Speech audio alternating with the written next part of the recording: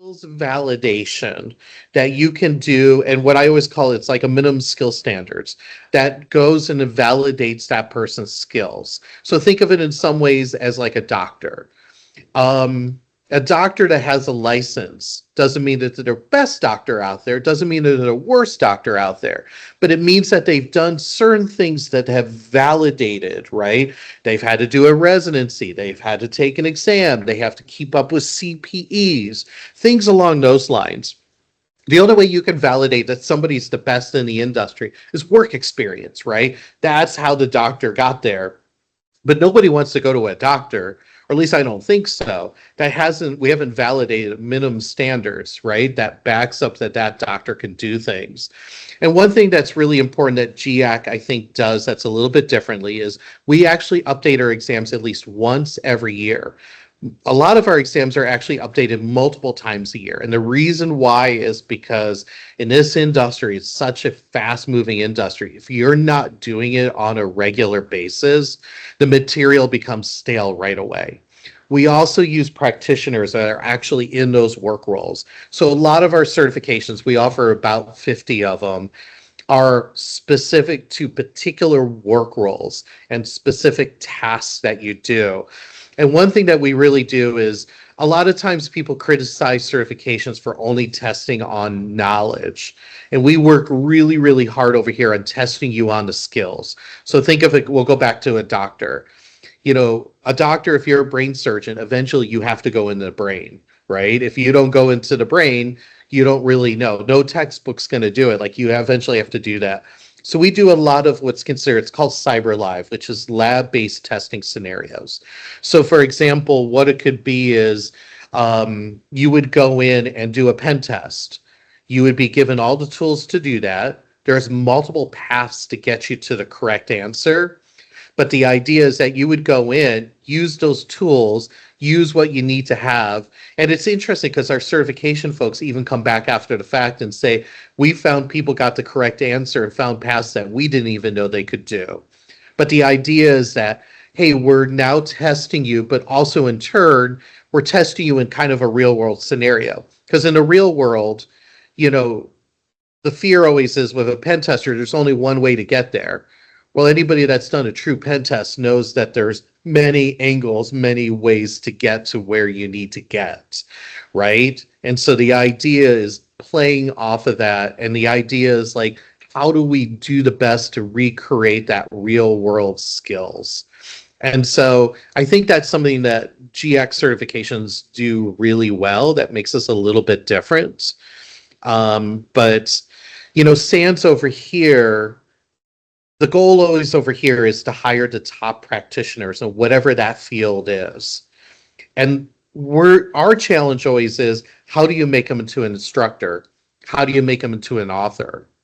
And I will confess, you know, it's like you throw them in a pool. Some sink, some swim. A lot of them sink. A couple of them swim, and then that's kind of how you build. But a lot of times our instructors love what they do because they're so passionate about their industry. They built themselves up as the top person out there, and they love teaching the community the skills that they've grabbed over the years. And, you know, what's interesting, I think, about this community is, you know, a lot of people didn't come from cybersecurity. They came from anything from law enforcement, military. I mean, we have people over here that come from construction and stuff like that. But one day they did something that got them to do what they needed to do. And before you knew it, they became an expert in the community doing it. And a lot of them focus on, like I think of, we have over here a head of faculty. Her name is Heather. Heather, her specialty is mobile forensics. She has solved a lot of the cases. Like, for example, she worked on the Bin Laden case.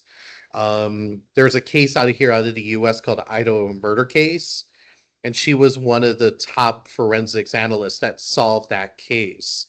And that was an interesting case because when that murder happened, the individual actually did research on mobile apps before he did what he was supposed to do to make sure he wasn't tracked, turned off the phone, you know, did all those like research, so which made their job, I would say, 10 times more difficult.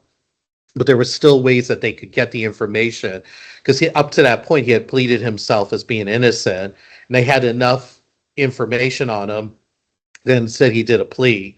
So they did a plea bargain, and they did a agreement between the two parties. But it allowed that family to have at least a little bit of closure now of, sadly, the deaths of their family members. And so I don't know, did I do a good job? Did that help? Or Yeah, yeah, you did.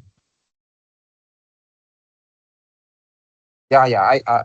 I'm getting you. I'm getting you, Brian. okay, perfect, Yeah. perfect. But over here at SANS, a lot of times, for example, we're known as kind of like, now you're in the industry, how do I move forward on the next steps? I think is kind of the big things over here. And so, but SANS, just like any institute, we also do a ton of free resources. We try to build up the workforce. We try to provide like emergency webcasts, things along those lines based on what's happening in the community. We do a ton of free resources all the time. We do anywhere from, I would say, 5 to 15 webcasts a week. We host individual summits. A lot of them are free if you do them remotely, on topics on anything from like ICS to leadership to cyber threats. We just did an AI one that was probably our most successful one, because as you can imagine, everything's about AI today. So we also maintain what's called the Internet Storm Center. So the Internet Storm Center is, I always kind of say, is like the news of the day. So it's maintained by people that maintain the top networks. And like, say if there's something that's happened to their networks, like there's a new potential attack, there's new things going out, they report that as long as it's not classified, and they share that with the community, with the idea that the community is sharing with each other. And because they're maintaining the top networks, that's typically the places where all that stuff happens, right? And so the idea is, so for example, like Microsoft has a full-time staff that just watches that Internet Storm Center. So a lot of the patches you get on Tuesday come from that Internet Storm Center, which is a free service to anybody. So, what exactly SANS Institute does? So think of us in some ways as like an association or any institute. So just like any institute, our goal, and we're solely focused on cybersecurity, right? So just like any institute, our goal is how do we advance the industry? So that's where I'm saying, like, we have a ton of free resources. Whenever something like the Colonial Pipeline, Mythos recently, if you're familiar at all with Mythos, with AI, we did emergency webcasts to help the community out of like how to best prepare for that.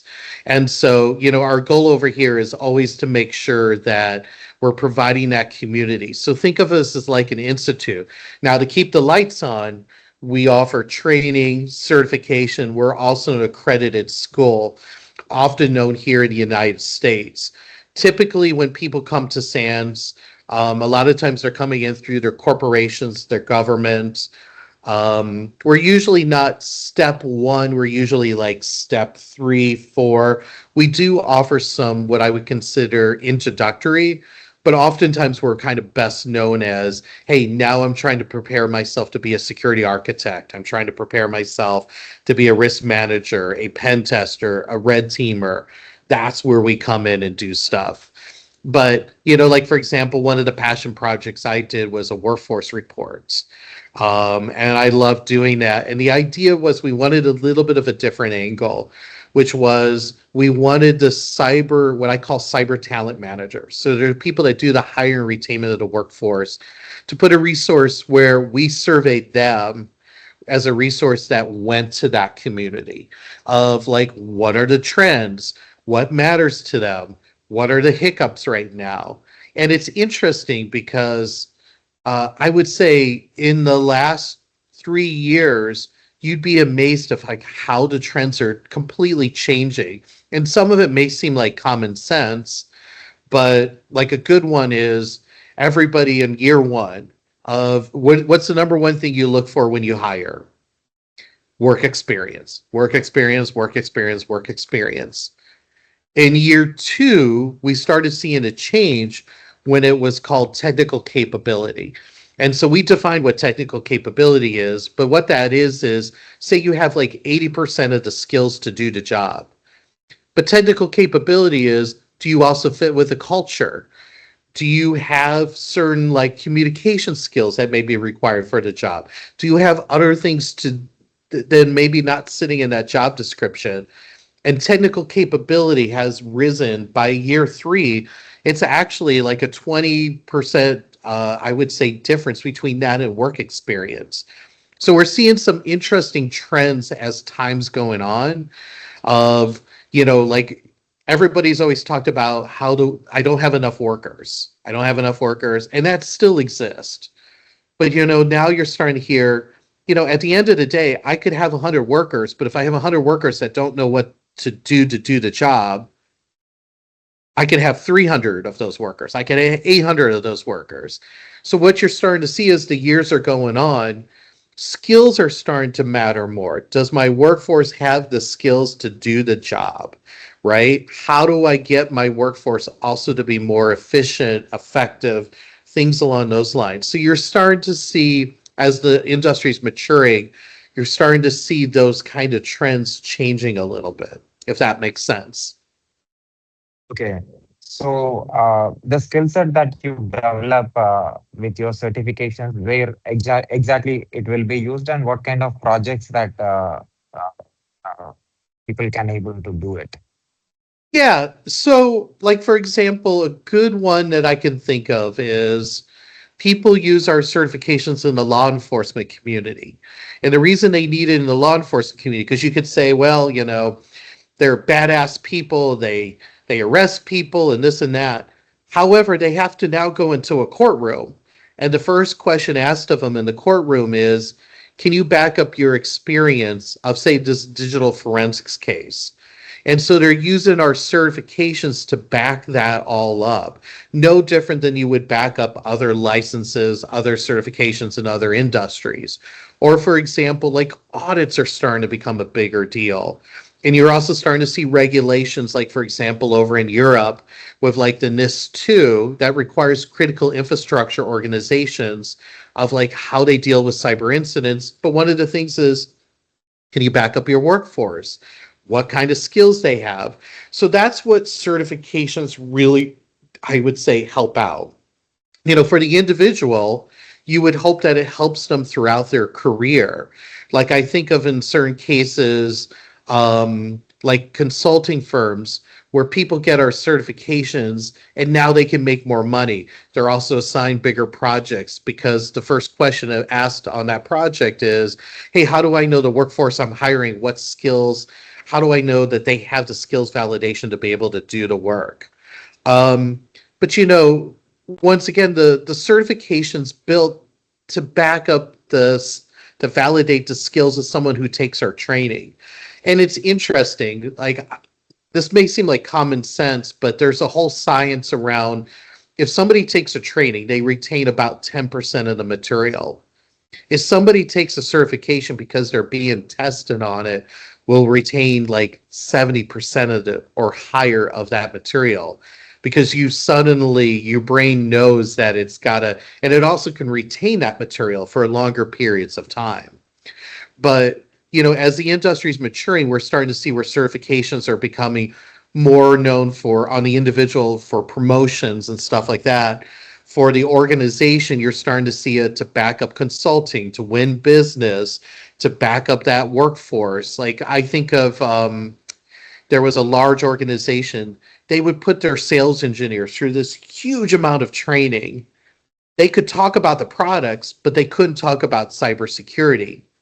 Even the ones that could talk about cybersecurity, the doors would go closed on them because people are like, yeah, that's great, but do they really have the skills? So they were using the certification as a means to open doors for them by saying, look at Joe, Susie, Bill, whoever, They would plop it on their LinkedIn, they would plop it on their business cards, they would plop it everywhere to validate that they could walk in that room and they could talk about generalized cybersecurity. I don't know, did that offer a good explanation of kind of like Got how it. people are using It certification? is. Got it.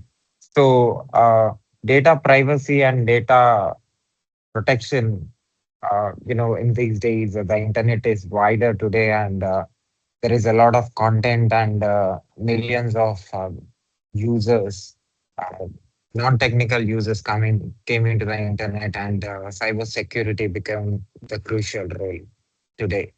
So how it is changing in past few years, and where we are right now and where we are going towards.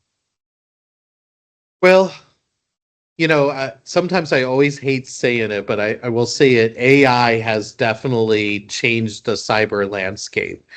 And sometimes people are always scared of AI, of like it's going to take all our jobs, right? We're all going to lose our jobs, and AI is going to do it all for us.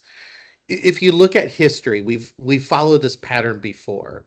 Look at agriculture. 100 years ago, most people were in agriculture. These days, very few people are in agriculture because machines do that all for us. Think of the days that like Windows and PCs happened. I mean, PCs was the same exact thing. It was a huge shift of the workforce. It changed people's jobs.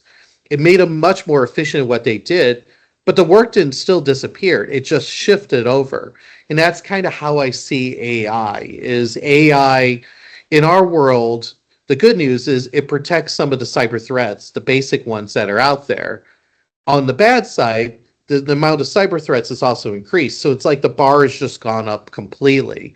I mean, the good news in our industry is you still have to think outside the box. We still need people like that. No AI can do that, right? At least, knock on wood, today can't. So, I do see a world where AI. Now, what's interesting in the world of AI is, and this came up in our workforce report, was governance. And what I mean by that is nobody likes rules, but a lot of people today are using AI. They're just using the free versions and stuff like that. There's no guardrails of like when you should use AI, how you should use AI. And people sometimes just don't realize what AI, where its information's coming from. In other words, because it's coming from places like, I don't know, TikTok, X, and the list goes on from there.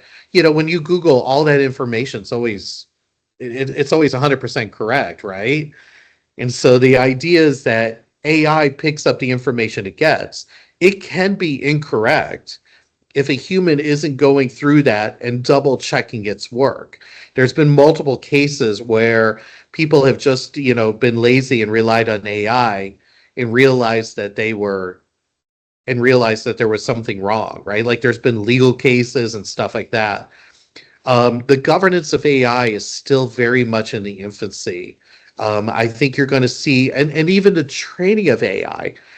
Everybody's using AI, and nobody's ever been given any training on it. We're just all kind of out there, and you know, but stuff like that. Quantum computing is, I would say, is the next step where what it will do is it will change the workforce. I don't think it doesn't mean that everybody's going to lose their job, but what the makeup of that workforce is, that's what's going to change. And so sometimes you hear from people that say, I don't want to use AI because, blah, blah, blah, until it's ready. And my argument is, if you're not doing AI today, you're going to be behind the curve. In other words, you have to understand AI to be able to, because if you don't and the rest of the workforce does, that's when that could be a real threat to you. Sometimes maybe the one thing that's really scary about AI in our community is AI, where it's replacing jobs right now, is on some of the more entry level jobs. And so I do believe that this industry is going to have to do some additional efforts, because if I don't have a pathway for those people to come in the door, they can never move up, right? And so the concern always is you want to have pathways of being able to grow that industry, because but AI today, sadly, this industry's never been the best at building people up from entry level, getting them to move up the steps, right? Career progression. Where I see AI as a little bit of a threat is where AI comes to take the jobs is not the senior jobs, it's not the mid-level jobs, it's the basic tiers. Where I also see the industry going is this industry is maturing no differently than other industries. So sometimes if you want to look at the history of cybersecurity or look at the future of cybersecurity, I always say just look at the accounting industry, look at the doctoral industry, look at what they have done, and you can see, and I'm talking specifically about the workforce, where, when I started in cybersecurity, I was a cybersecurity professional. These days, nobody's a cybersecurity professional. You're something, right? And so the idea is that, but you're also starting to see regulations. So, like, for example, on our workforce report, we asked the questions are regulations and directives affecting your workforce? I will admit, the first year we asked that question, I expected that answer to be about 10%. It shocked me because it came in at 40. So we asked it this year, and I'll be honest, I expected the answer to be now 45%, which I never thought it was going to be 40. It jumped to 90%, which is interesting because next year, there's not much wiggle room that number can jump, right? Like now that we're at 90%, but what people are saying is there's certain mandates all around the world that organizations are having to follow, and that's changing the makeup of the cyber workforce. So, maybe a good example is cyber incidents where it's now forcing organizations, God forbid, nobody wants a cyber incident, right? Like that's a bad, bad, bad thing. But, the reality is they do happen, right? And people do the best they can. But the idea is, how do you build a cyber incident of how you handle that when the time comes? But also, like, what I always call, how do you protect the crown jewels? So if you have a cyber incident, making sure it's the crown jewels that are the ones that are protected the most, the things that really are going to keep your business running, right? What are the things that matter the most to your organization? And I think that changes based on what industry you're in and things along those lines. But governments are now asking you, because in the past there was cases where there would be a cyber incident. Who's in charge? Is it the CEO? Is it the legal folks? How does PR get involved? How does comms, marketing? So you're finding cybersecurity professionals also walking into rooms that we never walked to. So we used to all be techies and we'd all talk to each other and everything else. Well, we're now being asked to walk into boardrooms because boards are now being held accountable, just like they are with financial records on cybersecurity. Now, talking to a board versus talking to my technical friend is a completely different world, right? They need short, simple, to the point answers. And so now, how do we get that industry to better work with these outside players? So you're definitely, I think, starting to see a pretty big shift in our workforce. But in some ways, I would say if you're looking at the future, just look at other industries and what's happened, right? And how they built. Sometimes I think the financial industry is a perfect example of like what that was like, right? Where boards and C-suites are being held. There's now audits that are being done by third parties, things along those lines. But, I would say that and AI are probably the two biggest things that are affecting our workforce right now.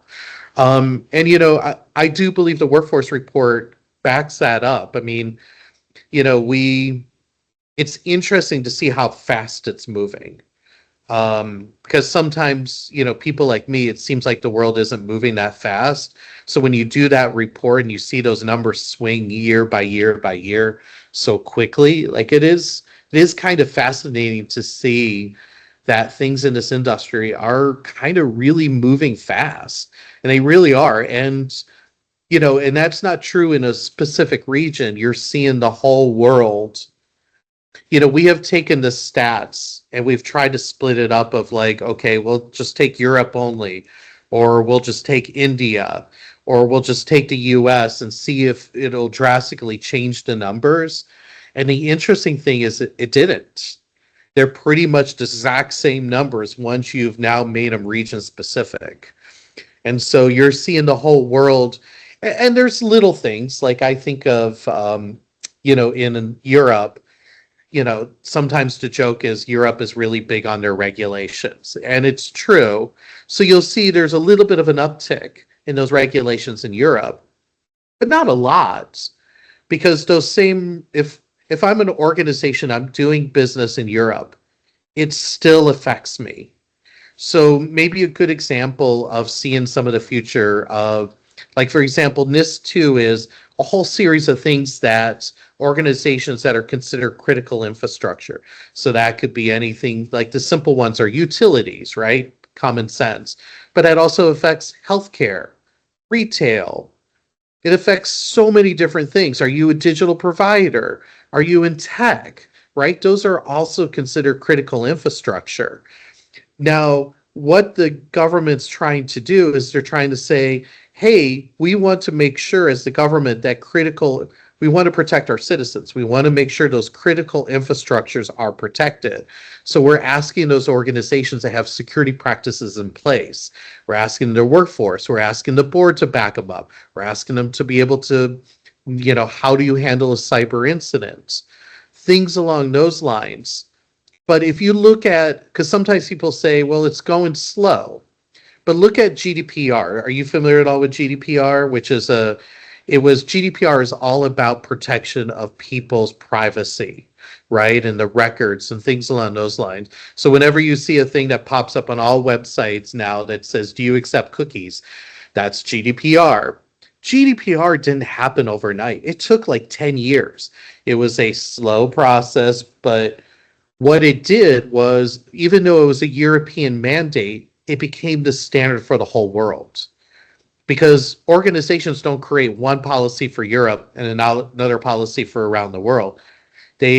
Once they've hit that standard's now good for everybody, if that makes sense. And so sometimes when I look at some of these directives, I say, just look at GDPR and the history of GDPR, and history is just now repeating itself in different areas.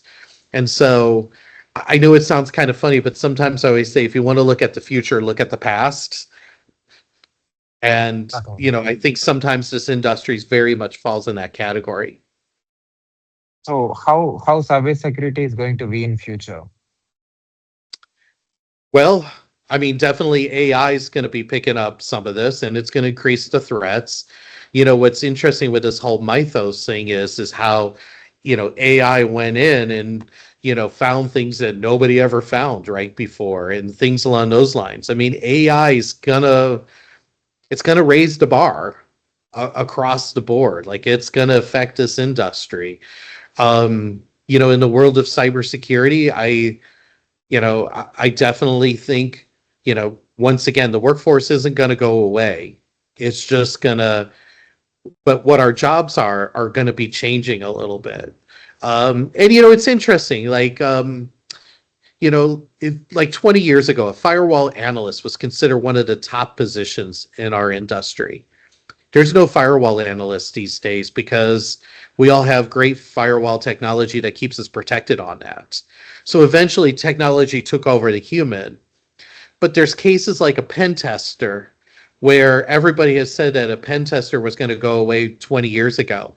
And the funny thing is those pen testers are still here today. And the reason why they're still here today is because technology, and the question is, could AI take the place of a pen tester? We'll see, but I think there's a certain reality of, hey, eventually somebody has to think outside the box, and that's what keeps a pen tester always employed, right? That's what always keeps them in the industry and stuff like that. But I mean, I think in cybersecurity, I definitely think you're starting to see the industry mature. I mean, you have to remember, this industry is still, 25, 30 years? It's still if you count it compared to many industries, it's still a very, very, very young industry. And so, And we grew overnight, right? Like we just kind of popped out of nowhere. And so now you're starting to see things where we're starting to level set, we're starting to mature, you're starting to see certain things in our industry. Uh, excuse me. Sorry, just choked there for a little second. When people come in our industry, oftentimes what I tell them to do is a couple different things. First off, you don't want to come in as a cybersecurity professional. You eventually want to figure out what you want to do in the cybersecurity profession. And the goal is become the best that you can be at that. The other thing with our industry is it is very true that a lot of our jobs actually require experience. So if you're new to our industry, sometimes I recommend that people start off in IT and work their way into cybersecurity because there's a much more pathways to do that. But also the interesting thing is like we have people that go to schools all the time and they'll spend six figures to go to those schools and they'll come out and they say, I thought I was going to have 40 job offers and nobody's knocking on my door. And the reason why is sometimes in our industry, people figure you have the knowledge, but you don't have the skills. So the question is, how do we get you the skills or how do we validate those skills? And even things as crazy as like doing a free cyber range. Like, for example, we do a holiday hack fest every year. Now, the question isn't that you won the Holiday Hack Fest. The question is that you did the Holiday Hack Fest. So when you show up in that interview, you're showing that you got real world skills. And that doesn't mean you have to pay for it. There's so many free things that are out there, right? And so I always recommend to people, like, take advantage of that. The other thing I always recommend people to do is network. Try to meet up with people. There's so many great organizations. ISSA is maybe a good example where people get together. ISC2 has their own memberships. ISACA, InfoGuard, the list goes on and on and on of opportunities where, in a perfect world, you find a mentor, someone that can help you kind of guide your way through this industry. But, sometimes, people always say with certifications, like I actually don't recommend you get a certification before you get your first job, or you somehow have those skills and now you're using those certification to validate those skills. But if your sole purpose is to have the certification to walk in the door, you're probably not going to be successful, if that makes sense. It will help you. It will be a step to get you in the door, but it's not the only step, if that makes sense. And so, the goal always is, how do we give you some of the work experience, even at the entry level, to validate doing what you can do, so that when you go on those first interviews, you can say, yeah, maybe I don't have 20 years of experience doing this, but I've done this, I've done that. I have, you need that story that validates. And you want to know that the organization you're going to work for is invested in you. They have career paths, they have ways to do it. Do they have mentorship programs? These are the type of questions that people also, as they're building their careers, should be asking of what they're looking for when they're doing, when they're deciding what job I'm going to take and what job I'm not going to take. And so, it's all about, in this industry, it's all about validating those skills in some ways, even when you're entry level, right? Like, how do you show you have skills in whatever you do? So I don't know if that gives you some good tips and tricks of like, hey, how do you enter this industry? Because sometimes where I think it's a little bit sad is I can walk in rooms where people said, I went in this industry because I heard that there was a huge shortage of workers. And a lot of that is true. But then I said, did anybody sit down with you with those stats of how many of those people required experience? And the reality is, a lot of times when you see those stats, what nobody told you is that 90% above required experience. Does that make sense? Understood. Yeah. So, so at last, what do you say about GIAC certifications and also SANS Institute to my audience for hearing this from anywhere on this planet? Yeah, I mean, I would say what SANS is best at is we're an institute, we're an association that's out there. We have a ton of free resources. We are built for people to now get into the cybersecurity industry, but probably best for now getting you into a specific work role, whatever that work role is, right? And what we do over here at SANS is we involve the top practitioners of whatever that is. That could be anything from malware to AI. The list goes on from there. And with that, the goal is how do we share that knowledge with the community and now get you prepared? And so SANS has a ton of free resources. We do training. Training is what keeps the lights on over here, right? Like I wouldn't have a job if nobody was paying for us to take our training. And the certification is now validating those skills of the training that you're now taking. Okay. So, can you spell your website to my podcast listeners? What's that? Can you spell it? Can you spell your website? Oh, our website? Yeah, sure. It's pretty simple. It's just SANS, SAN like Nancy, S.org. You can also go to our GIAC website, which is stands for Global Information Assurance Certification. So GIAC, once again, .org. And we also have a SANS EDU, which is just SANS.edu. But a lot of the free resources exist on all three of those websites. And, we ask, gosh, the more people that participate, the more people attend our summits. And you could go back, like, for example, with the AI summit, you could listen to those presentations and things along those lines. Highly encourage that. I recommend you download the workforce report. There's all those free resources that are out there. If you want to and you want to become a red teamer, hey, participate in our holiday hack fest. I mean, the people that put that together are so involved. They create music every year just for that hack fest. I mean, they start working on that in August for something that's going to appear in December. And the people do it because they just have a passion for it. Like they're just so excited about doing it. So, at last, what's your observation about my work? Have you seen any videos of mine? Actually, I haven't. I would love to hear a little bit more. You're talking about the books.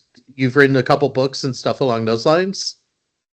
Actually, I have interviewed hundreds of experts from technology industry from more than 100 countries, especially from United States. Recent interview was Vice President of Amazon Web Services. Oh And yeah. yeah, I have interviewed the Salesforce Vice President and a number of company Chief Executive Officers, Chief Technology Officers, directors like you, and experts from all over the world, especially from technology industry, the business side of the technology. So they'll be watching this video.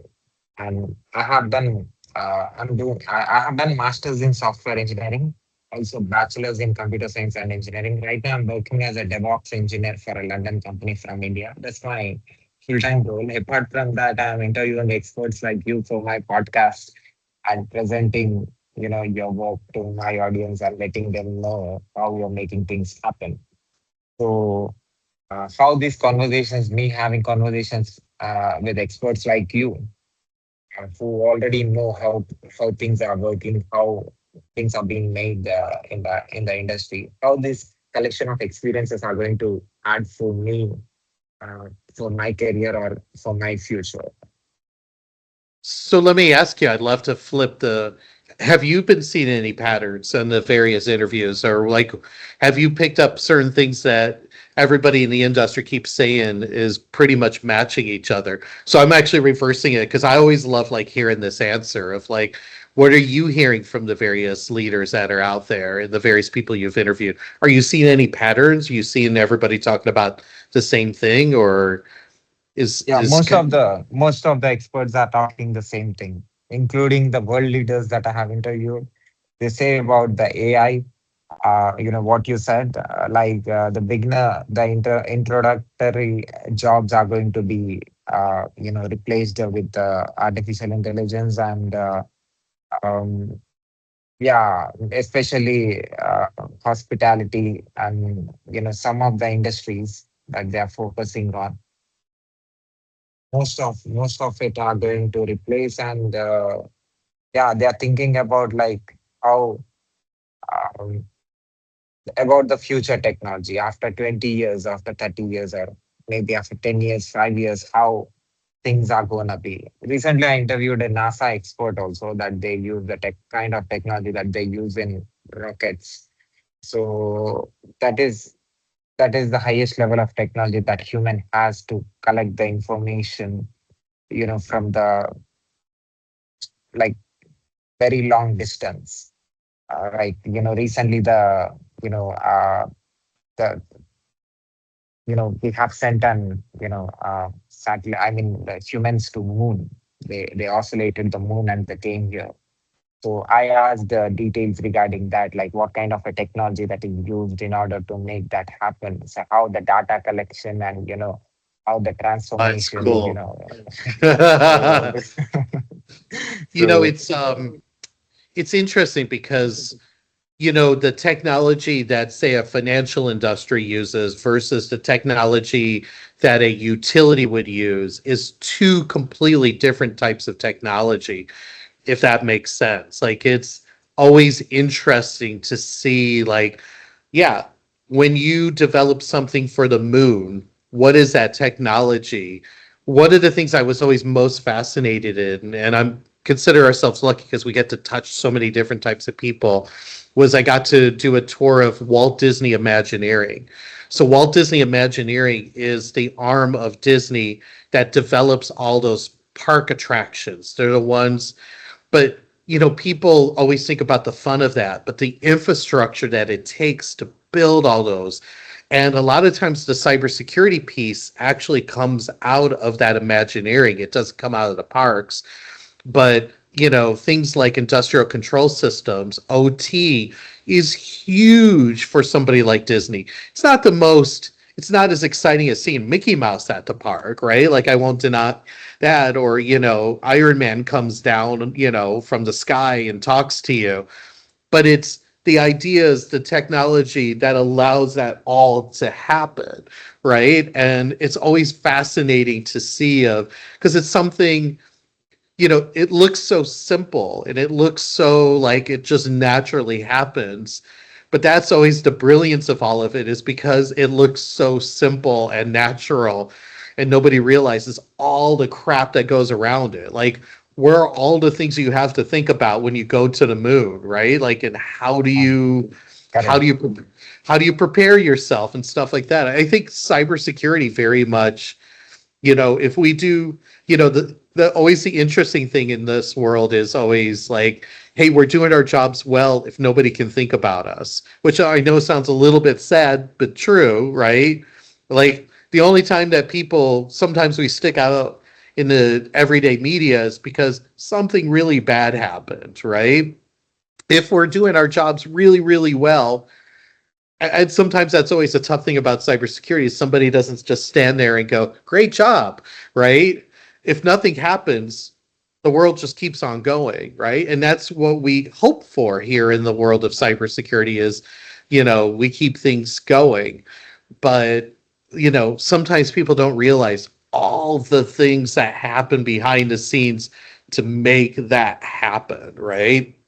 And all the crazy things that have happened over the years that the general public has no clue on. Sometimes people sometimes ask me, they're like, is it scary knowing the things that sometimes? And the answer to that is absolutely. It's scary at times knowing what you know. Sometimes it's better not to know it.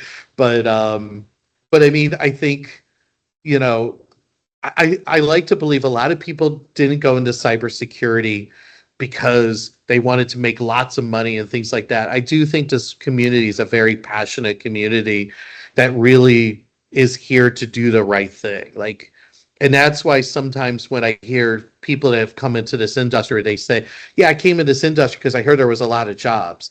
It's not the reason why you want to come into this industry. It's an amazing industry. It's also high stress.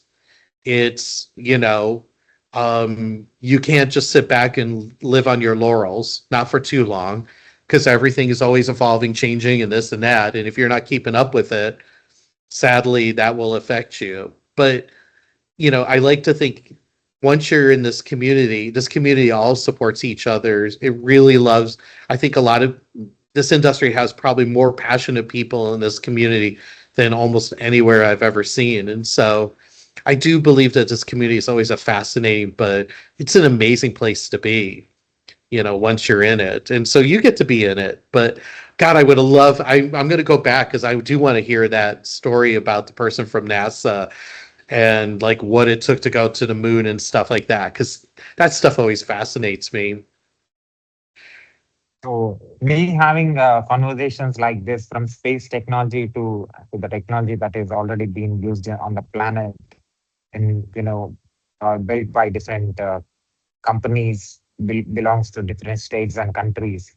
Me having direct conversation with these business leaders or or developers or enterprises, like what I'm going to learn and how this experience is going to be helpful for me in my future.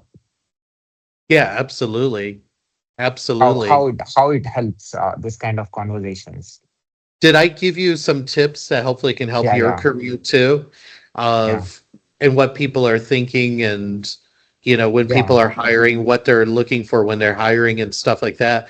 But sometimes it's not just even the technical skills, it's that you have the soft skills, or sometimes people call them power skills, whatever. Can you, and you do, like, can you communicate well? Can you explain things in simple terms, right? Can you walk in front of a board, based on the job that you're doing? Those are really important things.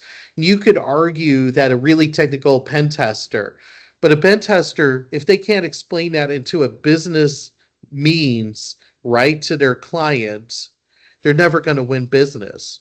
So everybody here has to be able to take what may seem very technical and bring it back into what I consider kind of basic concepts that others can understand.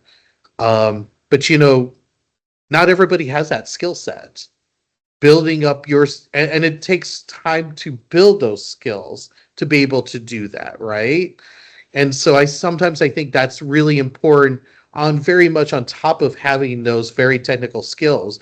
Those technical skills are only worthwhile if it can somehow go back to the business, right? And to the value of what that mission or organization is, right? The technology of Disney is only so good if it makes Iron Man seem so seamless as he's coming down from the sky, right? Like that's, you know, NASA's technology is only so great if, they can figure out how to get to the moon.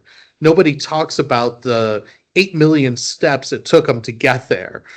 What people at the end of the day want to know is they made it to the moon, right? So sometimes I think applying that to your career, I think is also very important too. So, what's your observation about the conversations that I'm doing? Like how this is going to be useful for me? Like, how are all these interviews and stuff like that? Well, I Yeah, mean, the hope interviews that I have done, that I have said you right. So, you didn't check that. You didn't check my videos, but I have interviewed like hundreds of experts. yeah, sure. Like, yeah, how these conversations are going to be helpful for me in my career. Well, and hopefully they're giving you some nice tips and tricks, right? If you can gather 1 to 2 tips and tricks per person, right? You're also trying to look for patterns to kind of help guide you, right? And when you're starting to see those patterns, you know, we all got in this industry one way or another. it's very possible to be in this industry. You just have to go in with a game plan, in my opinion. But hopefully through your interviews, it's helping you to build that game plan, right? And so, look at, you may say, you know what? I didn't really gather anything from, say my interview today, but I gathered a lot from that NASA guy, or I gathered a lot from that AWS, or I listened to all three interviews and all of them said the same thing. To me, I think it's always so important for you to kind of build, one of the first questions you should always ask yourself is, what do you want to be? And the answer isn't necessarily I want to be a cybersecurity professional. You want a much more detailed plan on that. And now the question is, how do you get the steps to get you there? So hopefully through all these interviews, it's helping you to build that game plan of how you can be, super successful. You can be that, 10 years from now, you're a SANS instructor or a SANS author, and you're that top practitioner in whatever that is, right? Like that's the goal, hopefully, for you and the whole audience. Thank you very much again, Brain, for your valuable time and spending, telling about your work to my audience and also telling about how SANS Institute work and also about GIAC certifications. Well, thank you for having me today. And I appreciate all the questions and stuff like that. So as you can imagine, I very much love this industry. So I consider it family. Great. Thank you again, Brain. Hey, will you take care? Take care, sir.